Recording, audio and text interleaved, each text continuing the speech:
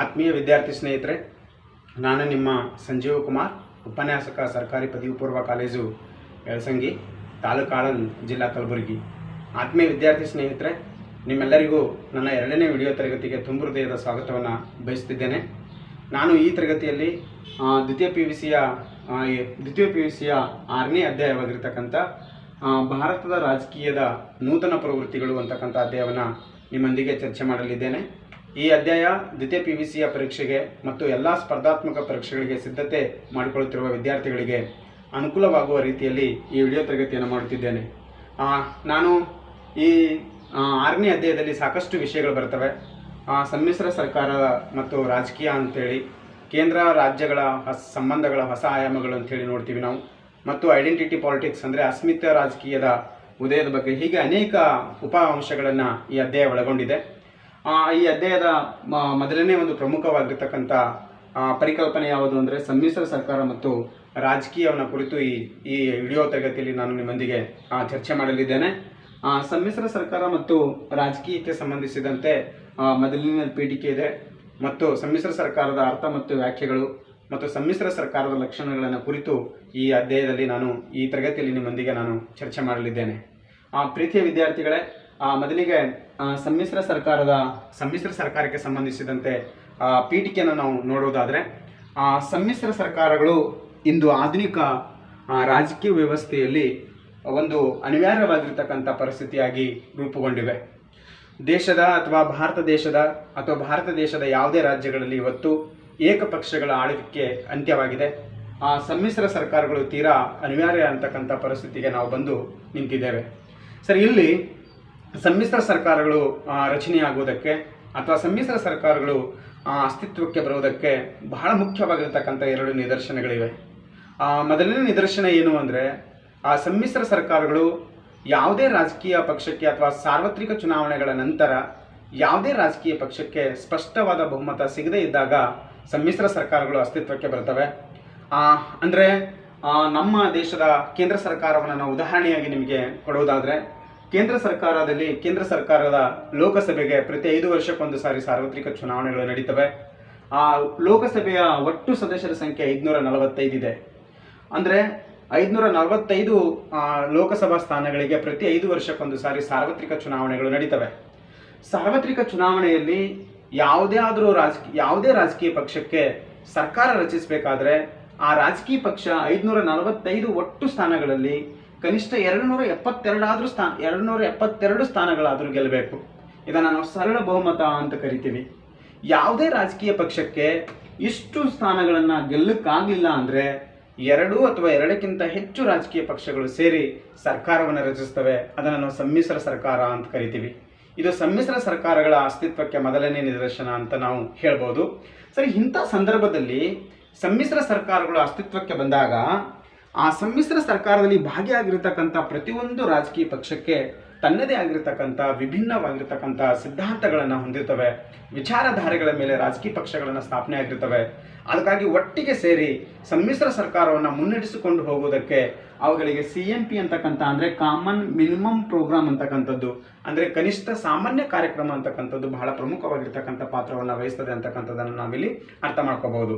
ಸರಿ, 2ನೇ ನಿದರ್ಶನ ಯಾವುದು ಸಮ್ಮಿಶ್ರ ಸರ್ಕಾರಗಳ ಅಸ್ತಿತ್ವಕ್ಕೆ ಅಂದರೆ, ದೇಶದ ಮುಂದೆ ಗಂಭೀರವಾಗಿರ್ತಕ್ಕಂಥ ಸಮಸ್ಯೆಗಳು ನಿರ್ಮಾಣವಾದಾಗ ಅಥವಾ ರಾಷ್ಟ್ರದಲ್ಲಿ ಆರ್ಥಿಕವಾಗಿರ್ತಕ್ಕಂಥ ಕುಸಿತ ಉಂಟಾದಾಗ, ರಾಜಕೀಯ ಅಸ್ಥಿರತೆಗಳು ಉಂಟಾದಾಗ ಅಥವಾ ದೇಶದ ಮೇಲೆ ವಿದೇಶಿಯರ ಆಕ್ರಮಣದ ಭಯ ನಿರ್ಮಾಣವಾದಾಗ ದೇಶದಲ್ಲಿದ್ದಿರ್ತಕ್ಕಂಥ ಎಲ್ಲ ರಾಜಕೀಯ ಪಕ್ಷಗಳು ತಮ್ಮ ಧ್ಯೇಯ ಉದ್ದೇಶಗಳನ್ನು, ಸಿದ್ಧಾಂತಗಳನ್ನು ಬದಿಗೆ ಸರಿಸಿ ಒಟ್ಟಿಗೆ ಸೇರಿ ಸರ್ಕಾರವನ್ನು ರಚಿಸುವುದಕ್ಕೆ ಪ್ರಯತ್ನವನ್ನು ಮಾಡ್ತವೆ. ಮತ್ತು ಆ ಮೂಲಕ ಒಟ್ಟಿಗೆ ಸೇರಿ ಎಲ್ಲ ರಾಜಕೀಯ ಪಕ್ಷಗಳು ಒಂದೇ ವೇದಿಕೆಯಲ್ಲಿ ಬಂದು ಒಟ್ಟಿಗೆ ಸೇರಿ ಸರ್ಕಾರವನ್ನು ರಚಿಸುವ ಮುಖಾಂತರ ದೇಶದ ಮುಂದಿರತಕ್ಕಂಥ ಸಮಸ್ಯೆಗಳನ್ನು ಬಗೆಹರಿಸುವುದಕ್ಕೆ ಪ್ರಯತ್ನಗಳನ್ನು ಮಾಡ್ತವೆ. ಅಂದರೆ ಸಮ್ಮಿಶ್ರ ಸರ್ಕಾರಗಳ ಅಸ್ತಿತ್ವಕ್ಕೆ ಅಥವಾ ಉಗಮಕ್ಕೆ 2 ನಿದರ್ಶನಗಳನ್ನು ನಾವು ಕೊಡಬಹುದು. ಒಂದು, ಸಾರ್ವತ್ರಿಕ ಚುನಾವಣೆಗಳ ನಂತರ ಯಾವುದೇ ರಾಜಕೀಯ ಪಕ್ಷಕ್ಕೆ ಸ್ಪಷ್ಟವಾದ ಬಹುಮತ ಬರದೇ ಇದ್ದಾಗ. 2ನೇದು, ದೇಶದ ಮುಂದೆ ಗಂಭೀರವಾಗಿರ್ತಕ್ಕಂಥ ಸಮಸ್ಯೆಗಳು ಸೃಷ್ಟಿಯಾದಾಗ ಸಮ್ಮಿಶ್ರ ಸರ್ಕಾರಗಳು ಅಸ್ತಿತ್ವಕ್ಕೆ ಬರ್ತವೆ. ಇಂದು ದೇಶದಲ್ಲಿ ಸಮ್ಮಿಶ್ರ ಸರ್ಕಾರಗಳ ಯುಗ ಪ್ರಾರಂಭವಾಗಿದೆ. ಸಮ್ಮಿಶ್ರ ಸರ್ಕಾರಗಳ ಯುಗ ಮೊದಲು ಎಲ್ಲಿ ಪ್ರಾರಂಭ ಆಯಿತು ಅಂದರೆ, ಜರ್ಮನಿ, ಫ್ರಾನ್ಸ್, ಇಟಲಿ, ಭಾರತದಂತಹ ರಾಷ್ಟ್ರಗಳಲ್ಲಿ ಸಮ್ಮಿಶ್ರ ಸರ್ಕಾರಗಳ ಯುಗ ಪ್ರಾರಂಭ ಆಗಿದೆ. ಇವೆಲ್ಲ ರಾಷ್ಟ್ರಗಳಲ್ಲಿ ಮೊದಲಿಗೆ ಸಮ್ಮಿಶ್ರ ಸರ್ಕಾರಗಳು ಹುಟ್ಟಿಕೊಳ್ಳುವುದಕ್ಕೆ ಪ್ರಾರಂಭವಾಯಿತು. ಇತ್ತೀಚಿನವರೆಗೆ ದ್ವಿಪಕ್ಷ ಪದ್ಧತಿಯನ್ನು ಒಪ್ಪಿಕೊಂಡಿರ್ತಕ್ಕಂಥ ಅಥವಾ ದ್ವಿಪಕ್ಷ ಪದ್ಧತಿಯನ್ನು ಅನುಸರಿಸಿಕೊಂಡು ಬರ್ತಕ್ಕಂಥ ಇಂಗ್ಲೆಂಡ್ ದೇಶದಲ್ಲೂ ಕೂಡ ಇವತ್ತು ಬಹುಪಕ್ಷವನ್ನು ಒಪ್ಪಿಕೊಳ್ಳಲಾಗಿದೆ. ಇಂಗ್ಲೆಂಡ್ನಲ್ಲಿ ಬಹುಪಕ್ಷ ಬಂದಿರುವುದರಿಂದ ಇವತ್ತು ಇಂಗ್ಲೆಂಡ್ ದೇಶದಲ್ಲೂ ಕೂಡ ನಾವು ಸಮ್ಮಿಶ್ರ ಸರ್ಕಾರವನ್ನು ನೋಡೋದಕ್ಕೆ ಸಾಧ್ಯವಾಗಿದೆ. ಭಾರತ ವಿವಿಧ ಪ್ರದೇಶಗಳನ್ನು ಒಳಗೊಂಡಿರ್ತಕ್ಕಂಥ ಭಾಷೆಗಳನ್ನು ಒಳಗೊಂಡಿರ್ತಕ್ಕಂಥ ರಾಷ್ಟ್ರವಾಗಿರುವುದರಿಂದ ನಮ್ಮ ದೇಶದಲ್ಲಿ ಇವತ್ತು ಸಮ್ಮಿಶ್ರ ಸರ್ಕಾರದ ಹಾವಳಿ ಹೆಚ್ಚಾಗಿದೆ. ಇವತ್ತು ಭಾರತ ದೇಶದ ಕೇಂದ್ರ ಸರ್ಕಾರ ಆಗಿರ್ಬೋದು ಅಥವಾ ಭಾರತದಲ್ಲಿರ್ತಕ್ಕಂಥ ಎಲ್ಲ ರಾಜ್ಯ ಸರ್ಕಾರಗಳು ಒಂದಿಲ್ಲ ಒಂದು ರೀತಿಯಲ್ಲಿ ಸಮ್ಮಿಶ್ರ ಸರ್ಕಾರಗಳನ್ನು ಅಳವಡಿಸಿಕೊಂಡಿದೆ. ಭಾರತ ದೇಶದಲ್ಲಿ ಸಮ್ಮಿಶ್ರ ಸರ್ಕಾರಗಳು ಹೆಚ್ಚು ಪ್ರಾಬಲ್ಯವನ್ನು ಪಡೆದುಕೊಳ್ಳುವುದಕ್ಕೆ ಬಹುಮುಖ್ಯವಾಗಿರ್ತಕ್ಕಂಥ ಕಾರಣ ಏನು ಅಂದರೆ, ಭಾರತೀಯರಲ್ಲಿ ಪ್ರಾದೇಶಿಕ ಮತ್ತು ಭಾಷೆಯ ತಿಳುವಳಿಕೆ ಹೆಚ್ಚಾಗುತ್ತಿರುವುದು ಅಂತಕ್ಕಂಥದ್ದನ್ನು ನಾವು ಗಮನಿಸಬೇಕು. ಯಾವಾಗ ಭಾರತೀಯರಲ್ಲಿ ತಮ್ಮ ಪ್ರದೇಶಗಳ ಬಗ್ಗೆ, ತಾವು ಆಡುವ ಮಾತೃಭಾಷೆಗಳ ಬಗ್ಗೆ ಅತಿಯಾಗಿರ್ತಕ್ಕಂಥ ಅಭಿಮಾನ ಮೂಡುವುದಕ್ಕೆ ಪ್ರಾರಂಭ ಆಯಿತೋ, ಆವಾಗ ಎಲ್ಲ ದೇಶದ ಅನೇಕ ಪ್ರದೇಶಗಳಲ್ಲಿ, ದೇಶದ ವಿವಿಧ ರಾಜ್ಯಗಳಲ್ಲಿ ಪ್ರಾದೇಶಿಕ ಪಕ್ಷಗಳು ಉದಯವಾಗುವುದಕ್ಕೆ ಅಥವಾ ಜನ್ಮ ತಾಳುವುದಕ್ಕೆ ಪ್ರಾರಂಭವಾಯಿತು. ಇಲ್ಲಿ ತಮ್ಮ ಸ್ಥಳೀಯ ಸಮಸ್ಯೆಗಳನ್ನು ಸಮರ್ಥವಾಗಿ ಬಗೆಹರಿಸಿಕೊಳ್ಳುವುದಕ್ಕೆ ಪ್ರಾದೇಶಿಕ ಪಕ್ಷಗಳು ತೀರಾ ಅಗತ್ಯ ಅಂತಕ್ಕಂಥ ಮನೋಭಾವನೆ ಹೆಚ್ಚಾಗ್ತಾ ಹೋಯಿತು. ಅಂದರೆ ಪ್ರಾದೇಶಿಕವಾಗಿರ್ತಕ್ಕಂಥ ಮೂಲಭೂತ ಸೌಲಭ್ಯಗಳನ್ನು ಒದಗಿಸುವುದು, ಜಲ ಸಮಸ್ಯೆಗಳನ್ನು ಬಗೆಹರಿಸುವುದು, ಗಡಿ ಸಮಸ್ಯೆಗಳನ್ನು ಬಗೆಹರಿಸುವುದು, ಭಾಷೆಗೆ ಸಂಬಂಧಿಸಿದಂತಹ ಸಮಸ್ಯೆಗಳನ್ನು ಬಗೆಹರಿಸುವುದಕ್ಕೆ ಮತ್ತು ಆ ಸ್ಥಳೀಯರಿಗೆ ಬೇಕಾಗಿರ್ತಕ್ಕಂಥ ಪ್ರದೇಶಕ್ಕೆ ಬೇಕಾಗಿರ್ತಕ್ಕಂಥ ಮೂಲಭೂತ ಸೌಲಭ್ಯಗಳನ್ನು ಒದಗಿಸುವುದು ಪ್ರಾದೇಶಿಕ ಪಕ್ಷಗಳಿಂದ ಮಾತ್ರ ಸಾಧ್ಯ ಅಂತಕ್ಕಂತಹ ಮನೋಭಾವನೆ ಇವತ್ತು ಹೆಚ್ಚಾಗುತ್ತಿರುವುದರಿಂದ ಭಾರತದ ರಾಜಕೀಯದಲ್ಲಿ ಇವತ್ತು ಸಾವಿರಾರು ಪ್ರಾದೇಶಿಕ ಪಕ್ಷಗಳು ಹುಟ್ಟಿಕೊಳ್ಳುವುದಕ್ಕೆ ಕಾರಣ ಆಗಿದೆ. ಯಾವಾಗ ಭಾರತ ದೇಶದ ರಾಜಕೀಯದಲ್ಲಿ ಪ್ರಾದೇಶಿಕ ಪಕ್ಷಗಳು ಸಕ್ರಿಯವಾಗಿ ಪಾಲ್ಗೊಳ್ಳುವುದಕ್ಕೆ ಪ್ರಾರಂಭವಾಯಿತೋ, ಆವಾಗ ನಮ್ಮ ದೇಶದಲ್ಲಿರ್ತಕ್ಕಂಥ ರಾಷ್ಟ್ರೀಯ ರಾಜಕೀಯ ಪಕ್ಷಗಳ ಹಿಡಿತ ಕಡಿಮೆ ಆಗುತ್ತಾ ಹೋಯಿತು. ಅಂದರೆ ಪ್ರಾದೇಶಿಕ ಪಕ್ಷಗಳು ಬರುವುದಕ್ಕಿಂತ ಮುಂಚಿತವಾಗಿ ಭಾರತ ದೇಶದಲ್ಲಿ ಇಡೀ ಭಾರತ, ಅಖಂಡ ಭಾರತದ ಮೇಲೆ ರಾಷ್ಟ್ರೀಯ ರಾಜಕೀಯ ಪಕ್ಷಗಳು ತಮ್ಮದೇ ಆಗಿರ್ತಕ್ಕಂಥ ಹಿಡಿತವನ್ನು ಹೊಂದಿದವು. ಯಾವಾಗ ನಮ್ಮ ದೇಶದಲ್ಲಿ ಪ್ರಾದೇಶಿಕ ಪಕ್ಷಗಳ ಜನ್ಮ ಅಥವಾ ಉಗಮ ಪ್ರಾರಂಭ ಆಯಿತೋ, ಅವು ದೊಡ್ಡ ಸಂಖ್ಯೆಯಲ್ಲಿ ಹುಟ್ಟಿಕೊಳ್ಳುವುದಕ್ಕೆ ಪ್ರಾರಂಭ ಆಯಿತೋ, ಆವಾಗ ರಾಷ್ಟ್ರೀಯ ರಾಜಕೀಯ ಪಕ್ಷಗಳ ಹಿಡಿತನೂ ಕೂಡ ಕಡಿಮೆ ಆಗೋತಾ ಹೋಯಿತು. ಸರಿ, ಹೀಗೆ ಇವತ್ತು ರಾಷ್ಟ್ರೀಯ ರಾಜಕೀಯ ಪಕ್ಷಗಳು ಮತ್ತು ಪ್ರಾದೇಶಿಕ ರಾಜಕೀಯ ಪಕ್ಷಗಳು ಎಲ್ಲವೂ ಕೂಡ ನಮ್ಮ ದೇಶದ ರಾಜಕೀಯದಲ್ಲಿ ಅಥವಾ ನಮ್ಮ ದೇಶದ ಚುನಾವಣೆಗಳಲ್ಲಿ ಸಕ್ರಿಯವಾಗಿ ಪಾಲ್ಗೊಳ್ಳುತ್ತಿರುವುದರಿಂದ ಇವತ್ತು ಸಾರ್ವತ್ರಿಕ ಚುನಾವಣೆಯಲ್ಲಿ ಯಾವುದೇ ರಾಜಕೀಯ ಪಕ್ಷಕ್ಕೆ ಸ್ಪಷ್ಟವಾಗಿರ್ತಕ್ಕಂಥ ಬಹುಮತ ಅಥವಾ ಸರ್ಕಾರವನ್ನು ರಚಿಸಲು ಬೇಕಾಗಿರ್ತಕ್ಕಂಥ 272 ಸ್ಥಾನಗಳನ್ನು ಗೆಲ್ಲುವುದಕ್ಕೆ ಯಾವುದೇ ರಾಜಕೀಯ ಪಕ್ಷಕ್ಕೆ ಅಥವಾ ಪ್ರಾದೇಶಿಕ ಪಕ್ಷಕ್ಕೆ ಸಾಧ್ಯವಾಗದೇ ಇರುವುದರಿಂದ ಇವತ್ತು ನಮ್ಮ ದೇಶದಲ್ಲಿ ಸಮ್ಮಿಶ್ರ ಸರ್ಕಾರಗಳು ಅತ್ಯಂತ ಒಂದು ಪ್ರಮುಖವಾಗಿರ್ತಕ್ಕಂಥ ಪಾತ್ರವನ್ನು ವಹಿಸ್ತೇವೆ, ಮಹತ್ವವಾಗಿರ್ತಕ್ಕಂಥ ಪಾತ್ರವನ್ನು ವಹಿಸ್ತೇವೆ ಅಂತಕ್ಕಂಥದ್ದನ್ನು ನಾವು ಅರ್ಥ ಮಾಡ್ಕೋಬೇಕು.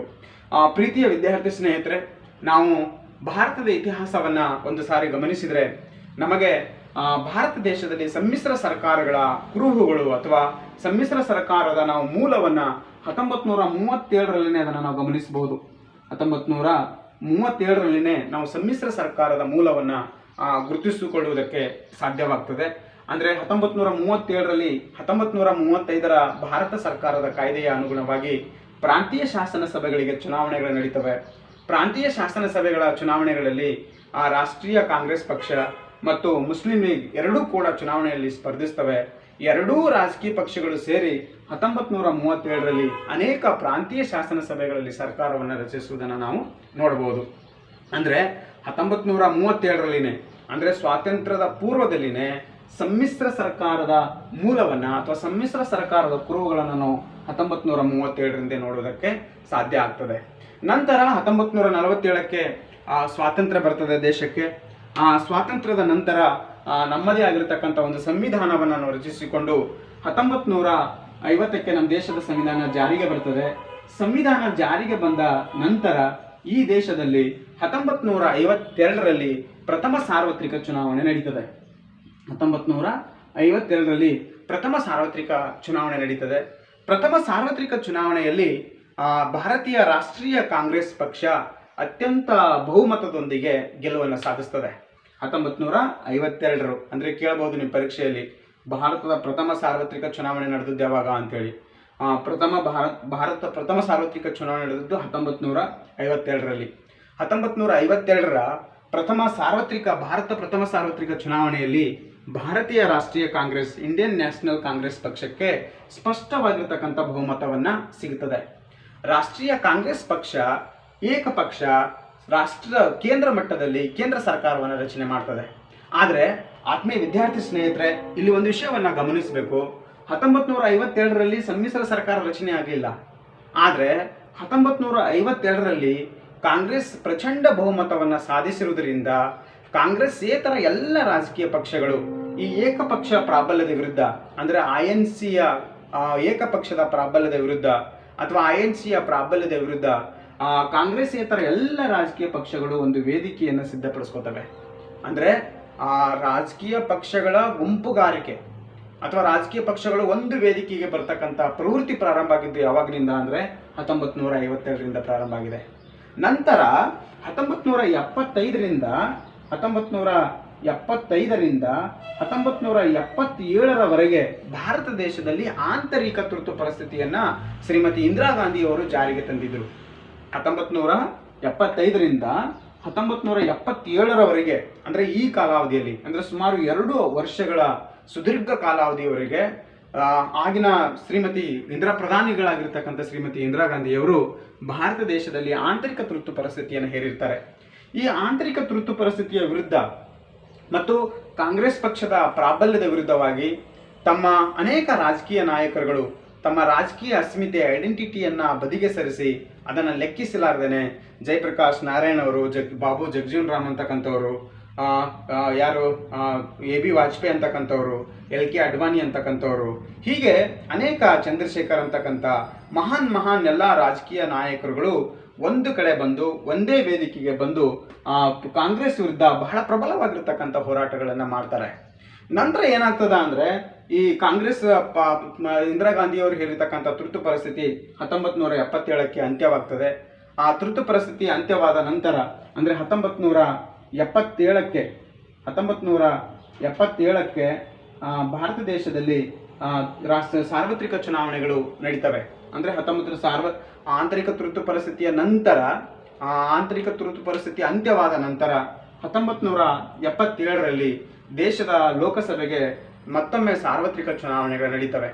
1977ರಲ್ಲಿ ಸಾರ್ವತ್ರಿಕ ಚುನಾವಣೆ ನಡೆದಾಗ ಕಾಂಗ್ರೆಸ್ ಪಕ್ಷಕ್ಕೆ ಹೀನಾಯವಾಗಿರ್ತಕ್ಕಂಥ ಸೋಲಾಗ್ತದೆ. ಅಂದರೆ ಯಾವುದೇ ರಾಜಕೀಯ ಪಕ್ಷಕ್ಕೆ ಸರ್ಕಾರ ರಚಿಸಲು ಬೇಕಾಗಿರ್ತಕ್ಕಂಥ ಸ್ಪಷ್ಟವಾದ ಬಹುಮತ ಸಿಗುವುದಿಲ್ಲ. ಆವಾಗ ಎಲ್ಲ ರಾಜಕೀಯ ನಾಯಕರು ಸೇರಿ ಜನತಾ ಪಕ್ಷವನ್ನು ಸ್ಥಾಪಿಸಿ 1977ರಲ್ಲಿ ಎಲ್ಲ ರಾಜಕೀಯ ಪಕ್ಷಗಳು ಒಟ್ಟುಗೂಡಿ 1977ರಲ್ಲಿ ಮೊರಾರ್ಜಿ ದೇಸಾಯಿ ಅವರ ನೇತೃತ್ವದಲ್ಲಿ ಜನತಾ ಪಕ್ಷ ಅಥವಾ ಜನತಾ ಸರ್ಕಾರವನ್ನು ಅಧಿಕಾರಕ್ಕೆ ತರ್ತಾರೆ. 1977ರಲ್ಲಿ ಅಂದರೆ ಮೊರಾರ್ಜಿ ದೇಸಾಯಿ ಅವರ ನೇತೃತ್ವದಲ್ಲಿ ಅನೇಕ ರಾಜಕೀಯ ನಾಯಕರುಗಳು ಒಂದೇ ವೇದಿಕೆಗೆ ಬಂದು 1977ರಲ್ಲಿ ಮೊದಲ ಬಾರಿಗೆ ಅಂದರೆ ಕಾಂಗ್ರೆಸ್ಸೇತರ ಸರ್ಕಾರ ಸ್ಥಾಪನೆ ಮಾಡ್ತಾರೆ. ಇದನ್ನು ನಾವು ಮೊದಲ ಕಾಂಗ್ರೆಸ್ಸೇತರ ಸರ್ಕಾರ ಅಂತ ಕೂಡ ಕರಿತೀವಿ. 1977ರ ಕೇಂದ್ರ ಸರ್ಕಾರವನ್ನು ಮತ್ತು 1977ರ ಕೇಂದ್ರ ಸರ್ಕಾರವನ್ನು ಈ ದೇಶದ ಅಂದರೆ ಸ್ವಾತಂತ್ರ್ಯ ನಂತರದ ಮೊದಲ ಸಮ್ಮಿಶ್ರ ಸರ್ಕಾರ ಅಂತ ಕೂಡ ಇದನ್ನು ನಾವು ಕರಿತೀವಿ.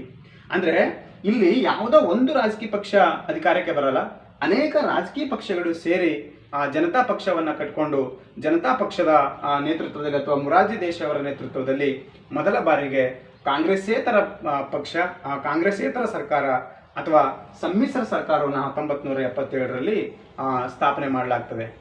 ಪ್ರೀತಿಯ ವಿದ್ಯಾರ್ಥಿ ಸ್ನೇಹಿತರೆ, ಅಂದರೆ ಭಾರತ ದೇಶದ ಸ್ವಾತಂತ್ರ್ಯದ ನಂತರ ಭಾರತ ದೇಶದಲ್ಲಿ ಮೊಟ್ಟ ಮೊದಲ ಬಾರಿಗೆ ಸಮ್ಮಿಶ್ರ ಸರ್ಕಾರಗಳು ಪ್ರಾರಂಭ ಆಗಿದ್ದು ಯಾವಾಗ ಅಂದರೆ 1977ರಲ್ಲಿ. ಅಂದರೆ ಅದು ಕೇಂದ್ರ ಮಟ್ಟದಲ್ಲಿ, ಅಂದರೆ ಭಾರತದ ಕೇಂದ್ರ ಮಟ್ಟದಲ್ಲಿ ಅಥವಾ ಕೇಂದ್ರ ಸರ್ಕಾರದಲ್ಲಿ ಮೊದಲ ಸಮ್ಮಿಶ್ರ ಸರ್ಕಾರ ಪ್ರಾರಂಭ ಆಗಿದ್ದು ಯಾವಾಗ ಅಂದರೆ 1977ರಲ್ಲಿ ಅಂತ ಕರಿತೀವಿ. ಇದನ್ನು ನಾವು ಜನತಾ ಸರ್ಕಾರ ಅಂತ ಕೂಡ ಕರಿತೀವಿ ಮತ್ತು ಕಾಂಗ್ರೆಸ್ಸೇತರ ಮೊದಲ ಸರ್ಕಾರ ಅಂತ ಕೂಡ ಕರಿತೀವಿ. ಸರಿ, ಇಲ್ಲಿ ಈ ಸಂದರ್ಭದಲ್ಲಿ ಮೊರಾರ್ಜಿ ದೇಸಾಯಿ ಅವರು ಭಾರತ ಪ್ರಧಾನಮಂತ್ರಿಗಳಾಗಿ ಕಾರ್ಯವನ್ನು ನಿರ್ವಹಿಸ್ತಾರೆ. ನಂತರ ಮುಂದೆ 1996ರಲ್ಲಿ ನಡೆದ ಸಾರ್ವತ್ರಿಕ ಚುನಾವಣೆಯಲ್ಲೂ ಕೂಡ 1996ರಲ್ಲಿ ನಡೆದಿರ್ತಕ್ಕಂಥ ಸಾರ್ವತ್ರಿಕ ಚುನಾವಣೆಯಲ್ಲೂ ಕೂಡ ಯಾವುದೇ ರಾಜಕೀಯ ಪಕ್ಷಕ್ಕೆ ಸ್ಪಷ್ಟವಾಗಿರ್ತಕ್ಕಂಥ ಬಹುಮತ ಸಿಗೋದಿಲ್ಲ. ಆವಾಗ ಅನೇಕ ರಾಜಕೀಯ ಪಕ್ಷಗಳು ಸೇರಿ ಒಂದು ಸಂಯುಕ್ತ ರಂಗ ಅಂತ ಹೇಳಿ ಪಕ್ಷಗಳ ಮೈತ್ರಿಕೂಟವನ್ನು ಸ್ಥಾಪನೆ ಮಾಡಿಕೊಂಡು ಎಚ್.ಡಿ. ದೇವೇಗೌಡ ಅವರ ನೇತೃತ್ವದಲ್ಲಿ ಸಂಯುಕ್ತ ರಂಗ ಅಂತಕ್ಕಂಥ ಸಮ್ಮಿಶ್ರ ಸರ್ಕಾರ ಅಧಿಕಾರಕ್ಕೆ ಬರ್ತದೆ 1996ರಲ್ಲಿ. ಇದನ್ನು ನೆನಪಿಟ್ಕೋಬೇಕು, ಸಂಯುಕ್ತ ರಂಗ ಅಂತ ಕರಿತೀವಿ ನಾವು ಇದನ್ನು.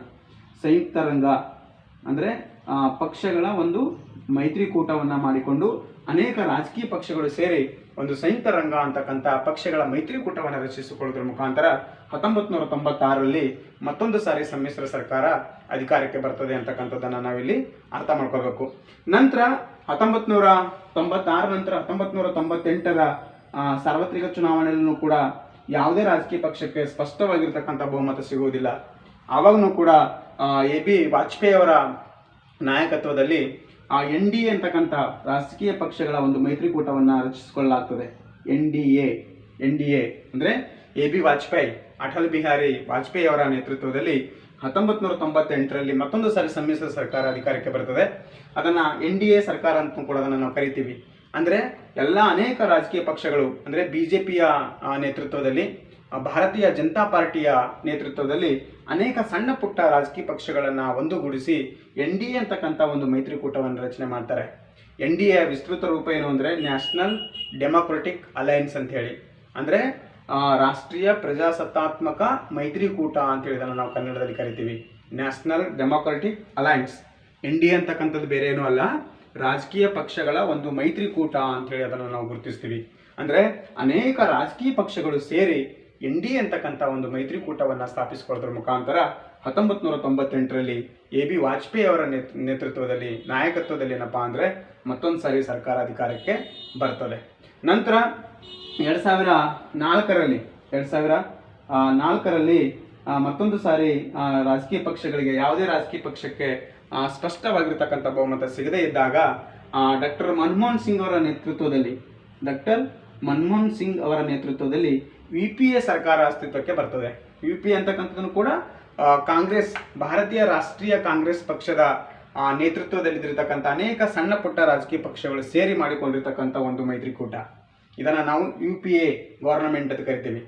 2004ರಿಂದ 2014ರವರೆಗೆ ಸುಮಾರು 10 ವರ್ಷಗಳ ಕಾಲಾವಧಿಯಲ್ಲಿ UPA ಅಧಿಕಾರವನ್ನು ಚಲಾಯಿಸಿರುವುದನ್ನು ನೋಡ್ಬೋದು. ಈ ಕಾಲದಲ್ಲೂ ಕೂಡ ನಮ್ಮ ದೇಶದಲ್ಲಿ ಇದ್ದಿರ್ತಕ್ಕಂಥದ್ದು ಸಮ್ಮಿಶ್ರ ಸರ್ಕಾರನೇ. UPA ಅಂದರೆ ಯುನೈಟೆಡ್ ಪ್ರೋಗ್ರೆಸಿವ್ ಅಲಯನ್ಸ್ ಅಂತ ಹೇಳಿ, ಅಂದರೆ ಸಂಯುಕ್ತ ಪ್ರಗತಿಪರ ಮೈತ್ರಿಕೂಟ ಅಂತ ಹೇಳಿದ್ರಲ್ಲಿ ನಾವು ಕನ್ನಡದಲ್ಲಿ ಹೇಳ್ತೀವಿ. ಅಂದರೆ ಯುನೈಟೆಡ್ ಪ್ರೋಗ್ರೆಸಿವ್ ಅಲಯನ್ಸ್. ಒಂದು ಮಾರ್ಕ್ಸಿಗೆ ಕೇಳ್ತಾರೆ, UPAನ ವಿಸ್ತರಿಸಿ ಬರೀರಿ ಅಥವಾ NDAನ ವಿಸ್ತರಿಸಿ ಬರೀರಿ ಅಂತ ಕೇಳ್ತಾರೆ. ಸರಿ, NDAನ ವಿಸ್ತರಿಸಿ ಬರೀರಿ ಅಂದರೆ ನ್ಯಾಷನಲ್ ಡೆಮೊಕ್ರೆಟಿಕ್ ಅಲಯನ್ಸ್, UPAನ ವಿಸ್ತರಿಸಿ ಬರೀರಿ ಅಂದರೆ ಯುನೈಟೆಡ್ ಪ್ರೋಗ್ರೆಸಿವ್ ಅಲಯನ್ಸ್. ಕನ್ನಡದಲ್ಲಿ NDA ಅಂದರೆ ರಾಷ್ಟ್ರೀಯ ಪ್ರಜಾಸತ್ತಾತ್ಮಕ ಮೈತ್ರಿಕೂಟ, UPA ಅಂದರೆ ಕನ್ನಡದಲ್ಲಿ ಸಂಯುಕ್ತ ಪ್ರಗತಿಪರ ಮೈತ್ರಿಕೂಟ ಅಂಥೇಳಿ ನಾವು ಕರಿತೀವಿ. ಸರಿ, ಅಂದರೆ 1977ರಿಂದ ಸಮ್ಮಿಶ್ರ ಸರ್ಕಾರಗಳು ಭಾರತ ದೇಶದಲ್ಲಿ ಪ್ರಾರಂಭವಾಗಿ 2014ರವರೆಗೂ, ಅಂದರೆ ಎಟ್ ಪ್ರೆಸೆಂಟ್ ಇವತ್ತು ನಮ್ಮ ಕೇಂದ್ರ ಸರ್ಕಾರದಲ್ಲಿರ್ತಕ್ಕಂಥ BJP ನಾಯಕತ್ವದ ಸರ್ಕಾರನೂ ಕೂಡ NDA ಸರ್ಕಾರ ಅಂತ ಕರಿತೀವಿ ನಾವು. ಅಂದರೆ 2014ರಲ್ಲಿ ಅಸ್ತಿತ್ವಕ್ಕೆ ಬಂದಿರತಕ್ಕಂಥ ಸರ್ಕಾರನೂ ಕೂಡ ನಾವು NDA ಸರ್ಕಾರ ಅಂತ ಕರಿತೀವಿ. ಕಾರಣ ಏನು ಅಂದರೆ ಇಲ್ಲಿ 2014ರ ಸಾರ್ವತ್ರಿಕ ಚುನಾವಣೆಯಲ್ಲಿ BJPಗೆ ಸ್ಪಷ್ಟವಾದ ಬಹುಮತ ಸಿಕ್ಕಿತ್ತು. ಸ್ಪಷ್ಟವಾದ ಬಹುಮತ ಸಿಕ್ಕರೂ ಕೂಡ BJP ಒಂದನೇ ಸರ್ಕಾರವನ್ನು ರಚಿಸಿಕೊಂಡಿಲ್ಲ. BJPಯ ಜೊತೆಗೆ NDAದಲ್ಲಿದ್ದಿರ್ತಕ್ಕಂಥ ಎಲ್ಲ ರಾಜಕೀಯ ಪಕ್ಷಗಳು ಕೂಡ ಸರ್ಕಾರಕ್ಕೆ ಬೆಂಬಲವನ್ನು ಕೊಟ್ಟಿರೋದ್ರಿಂದ 2014ರಿಂದ ಇಲ್ಲಿವರೆಗೆ ಇದ್ದಿರ್ತಕ್ಕಂಥ ಸರ್ಕಾರನೂ ಕೂಡ ನಾವು ಎಂಥ ಸರ್ಕಾರ ಅಂತ ಕರಿತೀವಿ ಅಂದರೆ NDA ಸರ್ಕಾರ ಅಂತ ಕರಿತೀವಿ. ಅಂದರೆ ಇದನ್ನು ಕೂಡ ಒಂದು ಸಮ್ಮಿಶ್ರ ಸರ್ಕಾರ ಅಂತ ಹೇಳಿ ನಾವು ಕರೆಯುವುದಕ್ಕೆ ಸಾಧ್ಯ ಆಗ್ತದೆ. ಒಟ್ಟಾರೆಯಾಗಿ ಆತ್ಮೀಯ ವಿದ್ಯಾರ್ಥಿ ಸ್ನೇಹಿತರೆ, ಭಾರತ ದೇಶದಲ್ಲಿ 1977ರಿಂದ ಬಹಳ ಸ್ಪಷ್ಟವಾಗಿ ಸಮ್ಮಿಶ್ರ ಸರ್ಕಾರ ಭಾರತ ರಾಜಕೀಯದಲ್ಲಿ ಪ್ರಬಲವಾಗಿರ್ತಕ್ಕಂಥ ಪಾತ್ರ ವಹಿಸುತ್ತಿರುವುದನ್ನು ನಾವು ನೋಡ್ಬೋದು. 77ರಲ್ಲಿದೆ, 96ರಲ್ಲಿದೆ, 98ರಲ್ಲಿ, 2004ರಲ್ಲಿ, 2014ರಲ್ಲಿ, 2019ರಲ್ಲೂ ಕೂಡ ಸಮ್ಮಿಶ್ರ ಸರ್ಕಾರಗಳು ಅಸ್ತಿತ್ವಕ್ಕೆ ಬಂದಿವೆ. ಯಾವುದೇ ಒಂದು ರಾಜಕೀಯ ಪಕ್ಷಕ್ಕೆ ಸ್ಪಷ್ಟವಾದ ಬಹುಮತವನ್ನು ಸಿಗದೇ ಇರತಕ್ಕಂಥ ಪರಿಸ್ಥಿತಿಯನ್ನು ನಾವು ನೋಡೋದಕ್ಕೆ ಸಾಧ್ಯ ಆಗ್ತದೆ. ಹೀಗೆ ಭಾರತ ದೇಶದಲ್ಲಿ ಸಮ್ಮಿಶ್ರ ಸರ್ಕಾರಗಳ ಇತಿಹಾಸವನ್ನು ನಾವು ಬಹಳ ಸಂಕ್ಷಿಪ್ತವಾಗಿ ನಾವು ನೋಡೋದಕ್ಕೆ ಸಾಧ್ಯ ಆಗ್ತದೆ. ಸರಿನಾ? ಹಾಗಾದರೆ ಸಮ್ಮಿಶ್ರ ಸರ್ಕಾರದ ಅರ್ಥ ಏನು, ಸಮ್ಮಿಶ್ರ ಸರ್ಕಾರ ಅಂದರೆ ಏನು ಅನ್ನೋದನ್ನು ನಾವು ನೋಡುವುದಾದರೆ, ಇಲ್ಲಿ ಸಮ್ಮಿಶ್ರ ಸರ್ಕಾರ ಅಂತಕ್ಕಂಥ ಕನ್ನಡದ ಪದವನ್ನು ನಾವು ಇಂಗ್ಲೀಷ್ನಲ್ಲಿ ಕೊಯಲೇಷನ್ ಗವರ್ನಮೆಂಟ್ ಅಂತ ಕರಿತೀವಿ. ಅಂದರೆ ಸಮ್ಮಿಶ್ರ ಸರ್ಕಾರವನ್ನು ನಾವು ಆಂಗ್ಲ ಭಾಷೆಯಲ್ಲಿ ಕೊಯಲೇಷನ್ ಗವರ್ನಮೆಂಟ್ ಅಂತ ಕರೀತಾರೆ. ಈ ಕೊಯಲೇಷನ್ ಅಂತಕ್ಕಂಥ ಇಂಗ್ಲಿಷ್ನ ಪದ ಲ್ಯಾಟಿನ್ ಭಾಷೆಯ ಕೋಲಿಸಿಯೆ ಎಂಬ ಪದದಿಂದ ಬಂದಿದೆ. ಅಂದರೆ ಇಂಗ್ಲಿಷ್ನ ಕೊಯಲೇಷನ್ ಎಂಬ ಪದವು ಲ್ಯಾಟಿನ್ ಭಾಷೆಯ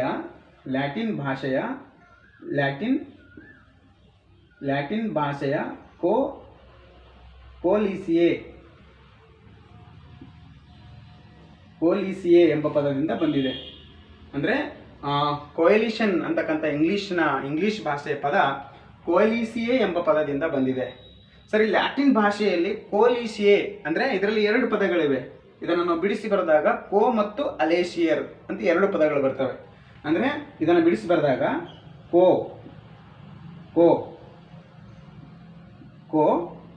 ಪ್ಲಸ್ ಅಲೇಷಿಯರ್ ಅಂತಕ್ಕಂಥದ್ದಿದೆ. ಅಂದರೆ ಲ್ಯಾಟಿನ್ ಭಾಷೆಯಲ್ಲಿ ಕೋ ಎಂದರೆ ಒಟ್ಟಿಗೆ ಅಂತ ಅರ್ಥ. ಕೋ ಎಂದರೆ ಒಟ್ಟಿಗೆ, ಹೌದಾ, ಒಟ್ಟಿಗೆ. ಅಲೇಷಿಯರ್ ಅಂದರೆ ಬೆಳೆಯುವುದು ಅಂತ ಅರ್ಥ. ಬೆಳೆಯುವುದು ಅಂತ ಅರ್ಥ. ಅಂದರೆ ಕೊಯಿಲಿಷನ್ ಅಂತಕ್ಕಂಥ ಆಂಗ್ಲ ಭಾಷೆಯ ಪದ ಲ್ಯಾಟಿನ್ ಭಾಷೆಯ ಕೊಯಲಿಸಿಯೆ ಎಂಬ ಪದದಿಂದ ಬಂದಿದೆ.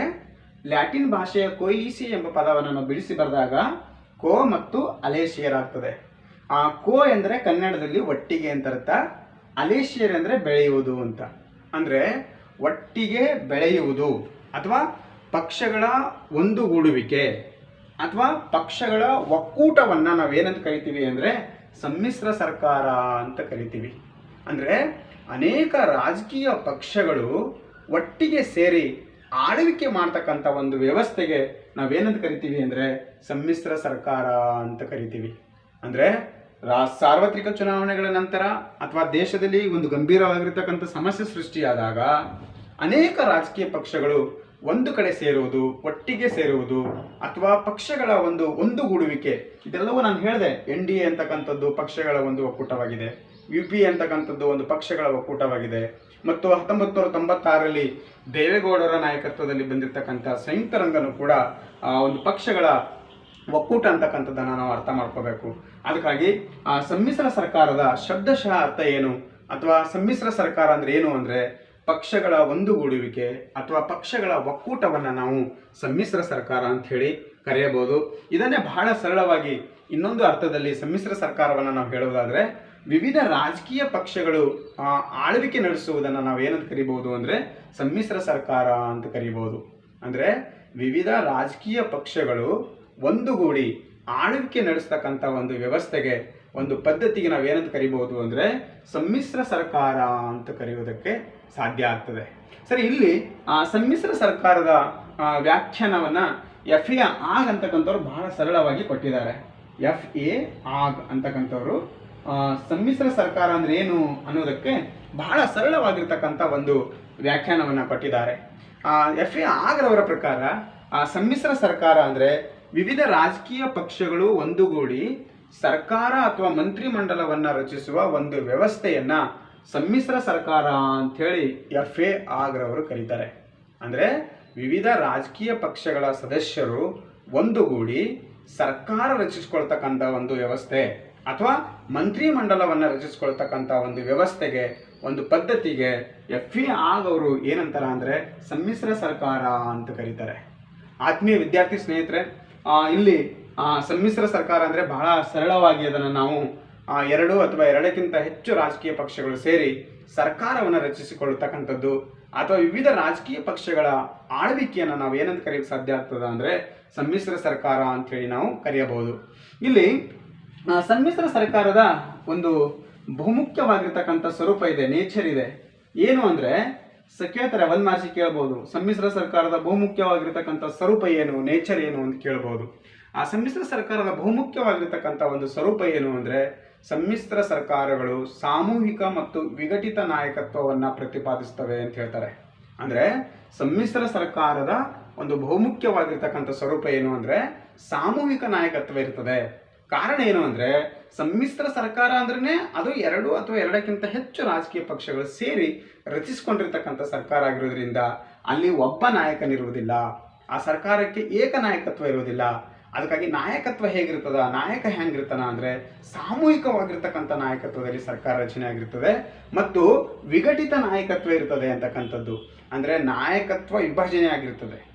ಒಂದೇ ರಾಜಕೀಯ ಪಕ್ಷ ಸರ್ಕಾರವನ್ನು ರಚಿಸಿದರೆ ನಾಯಕತ್ವ ವಿಭಜನೆ ಆಗಿರುವುದಿಲ್ಲ. ಇಲ್ಲಿ ಸಮ್ಮಿಶ್ರ ಸರ್ಕಾರದಲ್ಲಿ ಅನೇಕ ರಾಜಕೀಯ ಪಕ್ಷಗಳು ಸೇರಿ ಸರ್ಕಾರವನ್ನು ರಚಿಸಿಕೊಂಡಿರುವುದರಿಂದ ಇಲ್ಲಿ ಆ ನಾಯಕತ್ವ ಅಂತಕ್ಕಂಥದ್ದು ವಿಭಜನೆ ಆಗಿರ್ತದೆ, ವಿಭಜಿತ ಆಗಿರ್ತದೆ ಅಂತಕ್ಕಂಥದ್ದು.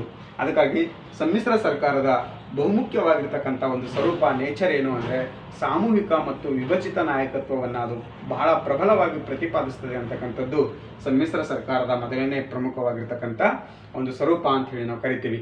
ಸರಿ, ಇಲ್ಲಿ ಇನ್ನೊಂದೇನು ಅಂಶ ಗಮನಿಸಬೇಕು ಅಂದರೆ, ನಾನು ಹೇಳಿದೆ ನಿಮಗೆ ಮೈತ್ರಿಕೂಟಗಳ ಮೂಲಕ ಸಮ್ಮಿಶ್ರ ಸರ್ಕಾರಗಳು ಅಸ್ತಿತ್ವಕ್ಕೆ ಬರ್ತವೆ ಅಂತೇಳಿ. ಯಾವುದೇ ಒಂದು ಪ್ರಬಲ ರಾಜಕೀಯ ಪಕ್ಷ ಮತ್ತೊಂದು ಪ್ರಬಲ ರಾಜಕೀಯ ಪಕ್ಷದೊಂದಿಗೆ ಮೈತ್ರಿಕೂಟ ರಚಿಸಿಕೊಳ್ಳುವುದಕ್ಕೆ ಇಷ್ಟಪಡುವುದಿಲ್ಲ. ಅಂದರೆ ಒಂದು ಪ್ರಬಲವಾಗಿರ್ತಕ್ಕಂಥ ಅಥವಾ ದೊಡ್ಡ ರಾಜಕೀಯ ಪಕ್ಷ ಮತ್ತೊಂದು ಪ್ರಬಲ ಅಥವಾ ದೊಡ್ಡ ರಾಜಕೀಯ ಪಕ್ಷದೊಂದಿಗೆ ಮೈತ್ರಿಕೂಟವನ್ನು ರಚಿಸಿಕೊಳ್ಳುವುದಕ್ಕೆ ಪ್ರಯತ್ನ ಮಾಡುವುದಿಲ್ಲ. ಬದಲಾಗಿ ಒಂದು ಪ್ರಬಲವಾಗಿರ್ತಕ್ಕಂಥ ರಾಜಕೀಯ ಪಕ್ಷ ಸಣ್ಣ ಪುಟ್ಟ ಬಲಹೀನ ರಾಜಕೀಯ ಪಕ್ಷಗಳೊಂದಿಗೆ ಮೈತ್ರಿಕೂಟವನ್ನು ರಚಿಸಿಕೊಳ್ಳುವುದಕ್ಕೆ ಪ್ರಯತ್ನವನ್ನು ಮಾಡ್ತವೆ. ಹೀಗೆ ಇವೆಲ್ಲವೂ ಕೂಡ ನಾವು ಏನನ್ನು ಸೂಚಿಸ್ತದ ಅಂದರೆ ಇವೆಲ್ಲವೂ ಸಮ್ಮಿಶ್ರ ಸರ್ಕಾರದ ಅರ್ಥ ಮತ್ತು ವ್ಯಾಖ್ಯೆಗಳನ್ನೇ ಇವೆಲ್ಲವನ್ನು ಕೂಡ ನಾವು ಒಳಗೊಂಡು ಅಧ್ಯಯನ ಮಾಡ್ತೀವಿ.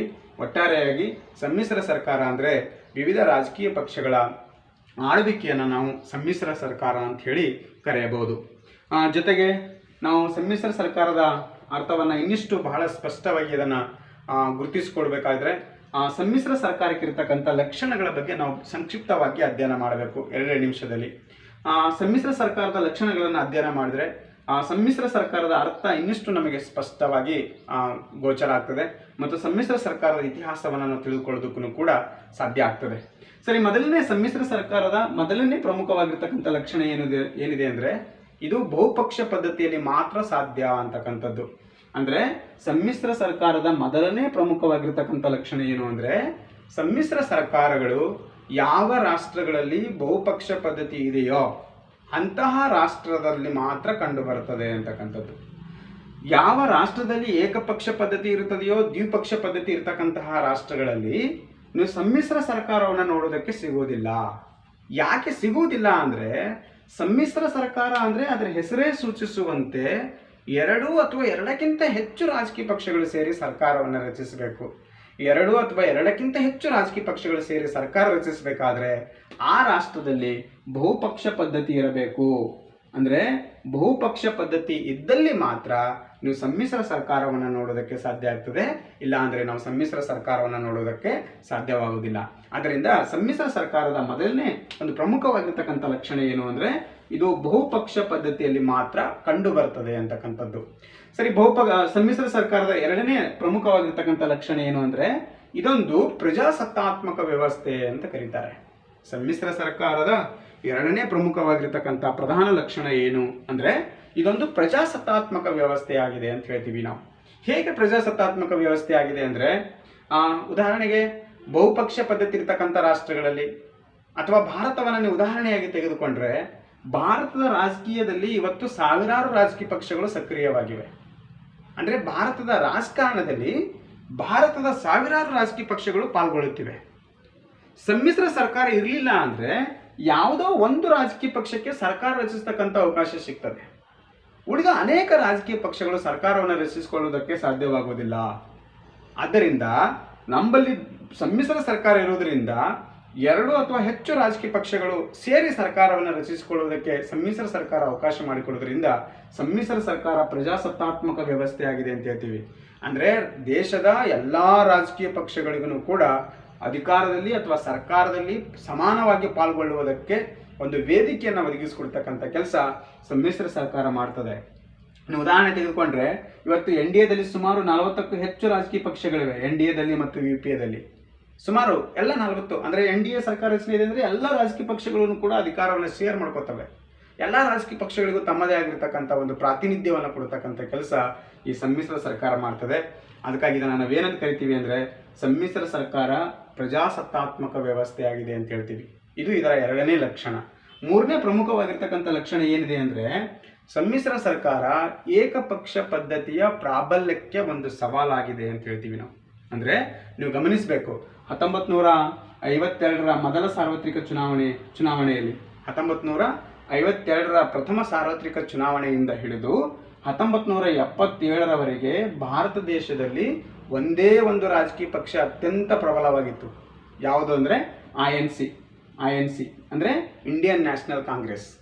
1952ರಿಂದ 1977ರವರೆಗೆ ಈ ದೇಶದಲ್ಲಿ ಅತ್ಯಂತ ಪ್ರಬಲವಾಗಿರ್ತಕ್ಕಂಥ ಒಂದು ರಾಜಕೀಯ ಪಕ್ಷ ಯಾವುದು ಅಂದರೆ ಐ.ಎನ್.ಸಿ, ರಾಷ್ಟ್ರೀಯ ಕಾಂಗ್ರೆಸ್ ಪಕ್ಷ ಆಗಿತ್ತು. ಸರಿ, ಈ ಒಂದು ಪಕ್ಷ ಪ್ರಾಬಲ್ಯ ಇರುವುದರಿಂದಲೇ 1975ರಲ್ಲಿ ಆಂತರಿಕ ತುರ್ತು ಪರಿಸ್ಥಿತಿಯನ್ನು ಹೇರೋದಕ್ಕೆ ಸಾಧ್ಯವಾಯಿತು.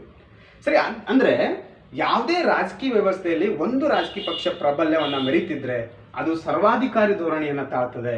ಆ ಸಮ್ಮಿಶ್ರ ಸರ್ಕಾರ ಒಂದು ಪಕ್ಷದ ಏಕಪಕ್ಷದ ಪ್ರಾಬಲ್ಯಕ್ಕೆ ಒಂದು ದೊಡ್ಡ ಸವಾಲಾಗಿದೆ.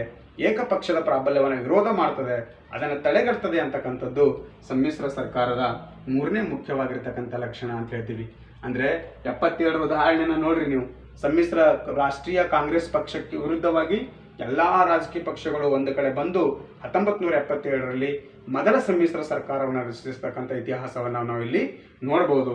ಇದು ಏನನ್ನು ಸೂಚಿಸ್ತದ ಅಂದರೆ, ಸಮ್ಮಿಶ್ರ ಸರ್ಕಾರ ಏಕಪಕ್ಷದ ಪ್ರಾಬಲ್ಯಕ್ಕೆ ವಿರೋಧವನ್ನು ವ್ಯಕ್ತಪಡಿಸ್ತದೆ, ಅದೊಂದು ಸವಾಲಾಗಿ ಪರಿಣಮಿಸ್ತದೆ ಅಂತಕ್ಕಂಥದ್ದು ಇದರ ಮೂರನೇ ಪ್ರಮುಖವಾಗಿರ್ತಕ್ಕಂಥ ಲಕ್ಷಣ. ಜೊತೆಗೆ ನಾಲ್ಕನೇದು, ಸಮ್ಮಿಶ್ರ ಸರ್ಕಾರದ ನಾಲ್ಕನೇ ಮುಖ್ಯವಾಗಿರ್ತಕ್ಕಂಥ ಲಕ್ಷಣ ಏನಿದೆ ಅಂದರೆ, ಸಮ್ಮಿಶ್ರ ಸರ್ಕಾರಗಳು ಚುನಾವಣಾ ಪೂರ್ವ ಮತ್ತು ಚುನಾವಣೋತ್ತರ ವ್ಯವಸ್ಥೆಯಾಗಿದೆ ಅಂತ ಹೇಳ್ತೀವಿ. ಅಂದರೆ ನಾನು ಪ್ರಾರಂಭದಲ್ಲಿ ಹೇಳಿದೆ, ಸಮ್ಮಿಶ್ರ ಸರ್ಕಾರಗಳು ಅಸ್ತಿತ್ವ ಬರಬೇಕು ಅಂದರೆ ರಾಜಕೀಯ ಪಕ್ಷಗಳ ನಡುವೆ ಮೈತ್ರಿ ಏರ್ಪಡಬೇಕು ಅಂತ.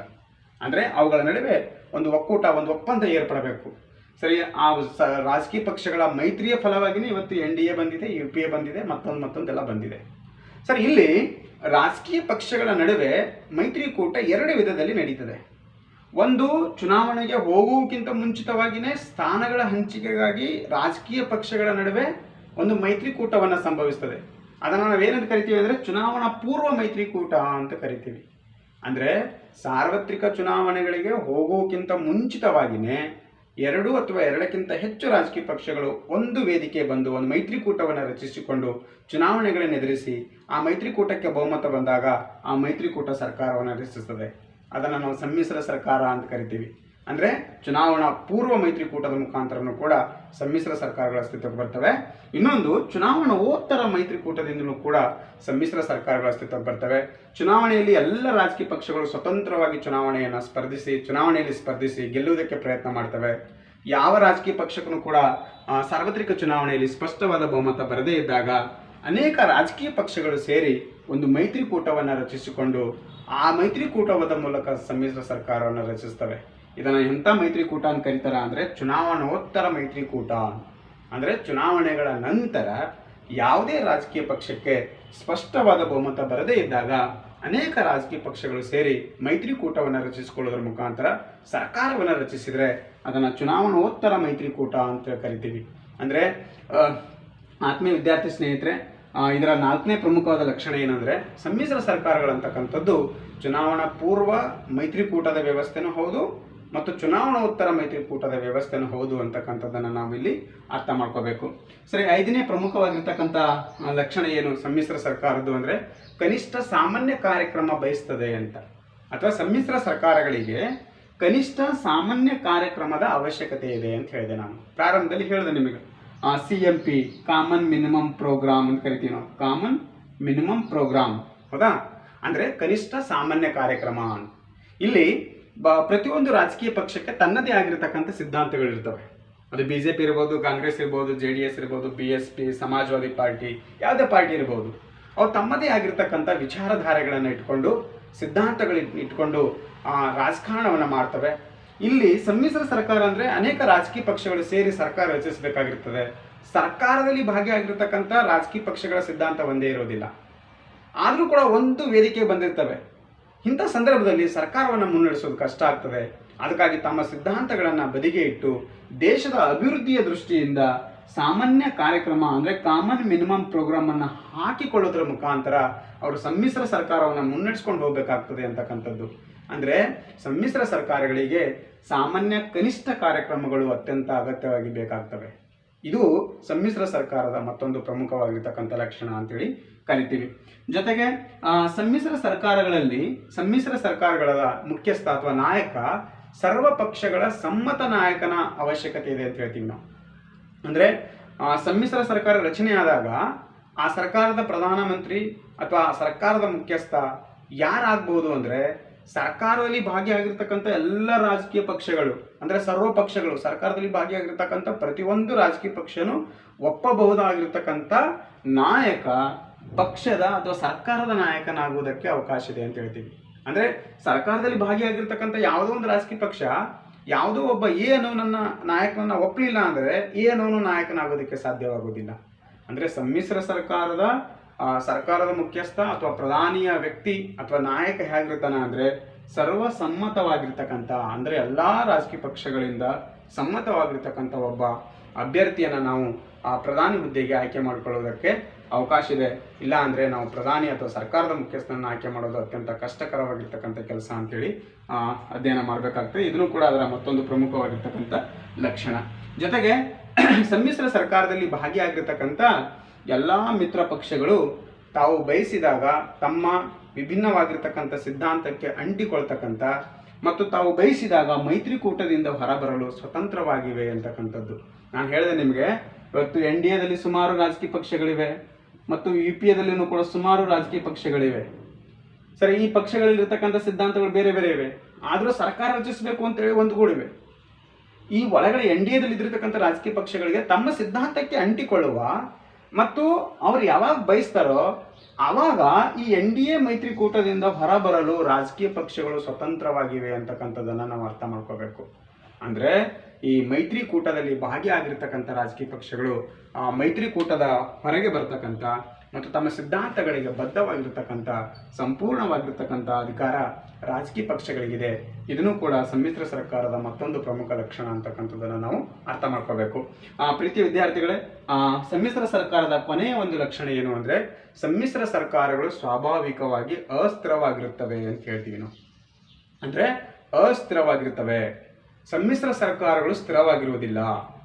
ಅಂದರೆ ಒಂದು ಸಾರಿ ಸರ್ಕಾರ ರಚನೆ ಆದರೆ ಭಾರತ ದೇಶದಲ್ಲಿ 5 ವರ್ಷದವರೆಗೂ ಅಧಿಕಾರದಲ್ಲಿ ಇರಬೇಕು ಅಂತ ಸಂವಿಧಾನ ಹೇಳ್ತದೆ. 5 ವರ್ಷದವರೆಗೂ ಮುಂದುವರಿಬೇಕು. ಸರ್ಕಾರ ಒಂದು ಸಾರಿ ಅಧಿಕಾರಕ್ಕೆ ಬಂದರೆ 5 ವರ್ಷದವರೆಗೂ ಮುಂದುವರೆದು ಹೋದರೆ ಅಥವಾ ಸುಭದ್ರವಾದ ಆಳ್ವಿಕೆಯನ್ನು ಕೊಟ್ಟರೆ ಅದನ್ನು ನಾವು ಸ್ಥಿರವಾಗಿರ್ತಕ್ಕಂಥ ಸರ್ಕಾರ ಅಂತ ಕರಿತೀವಿ.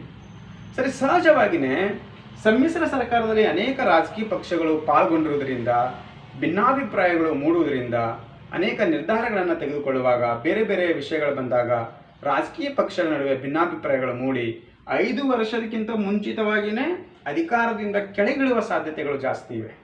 ಆದ್ದರಿಂದ ನಾವು ಸಮ್ಮಿಶ್ರ ಸರ್ಕಾರಗಳನ್ನು ಅಸ್ಥಿರವಾಗಿರ್ತಕ್ಕಂಥ ಸರ್ಕಾರಗಳು, ಸ್ಥಿರವಲ್ಲದ ಸರ್ಕಾರಗಳು ಅಂತ ಹೇಳಿ ಕರಿತೀವಿ. ಇದಕ್ಕೆ ವಿರುದ್ಧವಾಗಿ ಒಂದೇ ರಾಜಕೀಯ ಪಕ್ಷ ಬಹುಮತವನ್ನು ಪಡೆದುಕೊಂಡು ಸರ್ಕಾರವನ್ನು ರಚಿಸಿದರೆ ಅದು 5 ವರ್ಷದವರೆಗೂ ಮುಂದುವರಿತದೆ. ಒಂದು ಸ್ಥಿರವಾಗಿರ್ತಕ್ಕಂಥ ಸರ್ಕಾರವನ್ನು ಕೊಡುವುದಕ್ಕೆ ಆ ಪಕ್ಷದಿಂದ ಸಾಧ್ಯವಾಗ್ತದೆ.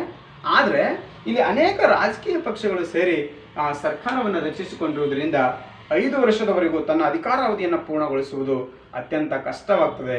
ಭಿನ್ನಾಭಿಪ್ರಾಯಗಳು ಬರುವುದರಿಂದ 5 ವರ್ಷದ ಮುಂಚಿತವಾಗಿಯೇ ಅಧಿಕಾರವನ್ನು ಪೂರೈಸಲಾರದೇ ಸಮ್ಮಿಶ್ರ ಸರ್ಕಾರಗಳು ಉರುಳುವುದು ಸ್ವಾಭಾವಿಕ. ಆದ್ದರಿಂದ ಈ ಸಮ್ಮಿಶ್ರ ಸರ್ಕಾರಗಳನ್ನು ನಾವೇನಂತ ಕರಿತೀವಿ ಅಂದರೆ ಅಸ್ಥಿರವಾಗಿರ್ತಕ್ಕಂಥ ಸರ್ಕಾರಗಳು ಅಂತ ಹೇಳಿ ಕರಿತೀವಿ. ಹೀಗೆ ಆತ್ಮೀಯ ವಿದ್ಯಾರ್ಥಿ ಸ್ನೇಹಿತರೆ, ನಾನು ಈ ತರಗತಿಯಲ್ಲಿ ಬರೀ ಕೇವಲ ಸಮ್ಮಿಶ್ರ ಸರ್ಕಾರದ ಪೀಠಿಕೆ, ಅರ್ಥ ಮತ್ತು ವ್ಯಾಖ್ಯೆಗಳು, ಸಮ್ಮಿಶ್ರ ಸರ್ಕಾರದ ಲಕ್ಷಣಗಳನ್ನು ಮಾತ್ರ ನಿಮ್ಮೊಂದಿಗೆ ಚರ್ಚೆ ಮಾಡಿದ್ದೇನೆ. ಮುಂದಿನ ತರಗತಿಯಲ್ಲಿ ಸಮ್ಮಿಶ್ರ ಸರ್ಕಾರದ ಗುಣ ಮತ್ತು ದೋಷಗಳ ಬಗ್ಗೆ ಚರ್ಚೆ ಮಾಡಲಿದ್ದೇನೆ. ಈ ತರಗತಿಯಲ್ಲಿ ಏನಾದರೂ ತಪ್ಪುಗಳಾದರೆ ಅಥವಾ ಏನಾದರೂ ನಿಮ್ಮ ಸಮಸ್ಯೆಗಳಿದ್ದರೆ ಕಾಮೆಂಟಲ್ಲಿ ಬರೀಬೋದು. ತರಗತಿಯನ್ನು ವೀಕ್ಷಿಸುವುದಕ್ಕಾಗಿ ಧನ್ಯವಾದಗಳು.